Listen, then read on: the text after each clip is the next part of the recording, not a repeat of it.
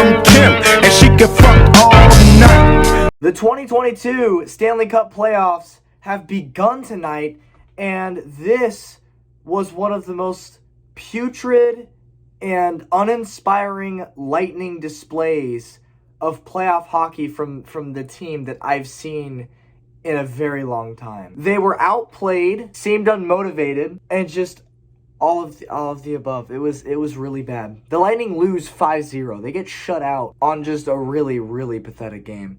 So when we won back-to-back last year, I thought to myself, okay, well, we're still going to be a good team, but there is absolutely no way that we can win back-to-back. It's never been done in the salary cap era for a reason. It's extremely difficult to keep good teams intact in this league under its current format. The Lightning have been really bad these past 2 months.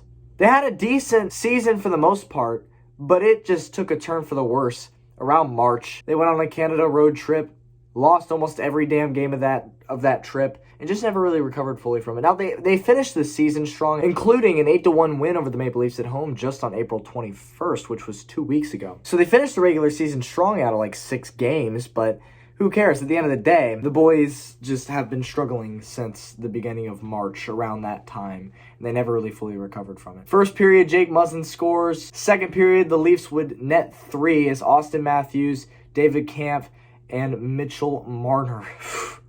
When Marner scores, you know it's bad. Those 3 would all score goals, making it 4-0 by the end of the second. And in the third period, Austin Matthews had his second of the game, and it was just terrible. I mean, the Lightning had several opportunities. They looked pathetic. They could not enter the zone to save their lives. They were outshot 32-23, including just 6 shots in the first period, despite having, I believe, 3 power plays. Speaking of power plays, the Lightning went 0 for 5 on opportunities tonight, and the Lightning committed 8 penalties.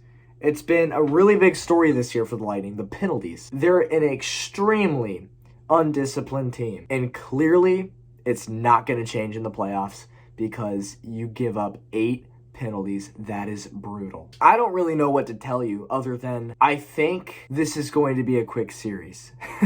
And I'm not entirely upset, just rather disappointed, I suppose. I mean, how could you be upset when your team has just won back-to-back Stanley Cups? Everybody's glory days come to an end, and I feel like for the Lightning, those days ended on July 21st, 2021. Following that date, that was the date of the Seattle Kraken expansion draft when Yanni Gourde officially left the Tampa roster. Our third line is not what it used to be. Our third line is arguably the reason we won those back-to-back cups. The things I would give to have Yanni Gourde back. The Lightning chose to protect Cirelli instead. The Lightning chose to protect the defense instead, more specifically Sergachev and Cernak. Hell, at this point, based on how this season has gone, I would give Sergachev, Cernak, and Cirelli to Seattle in return for Yanni Gourde. Yanni Gourde showed more heart than any player I've ever seen before. It's insane. He just had a non-stop motor and would never give up on plays, always pressuring the opponent and making plays on the puck. That, my friends, is the day that I consider to be the beginning of the downfall of the Tampa Bay Lightning dynasty. And you notice I give you quotation marks because arguably it wasn't a dynasty. A dynasty is a team that sustains long-term success. And while the Lightning have certainly had long-term success, they haven't always been dominant. I mean, we look at 2019, swept in the first round. 2018, Eastern Conference loss. 2016, Eastern Conference loss. Missed the playoffs in 2017. And, just a couple examples to name. So arguably not really a dynasty. But back-to-back cups at the end of the day, not something to complain about. There's a lot of reason for Twitter to believe that the Maple Leafs are still going to lose this series just based on the fact that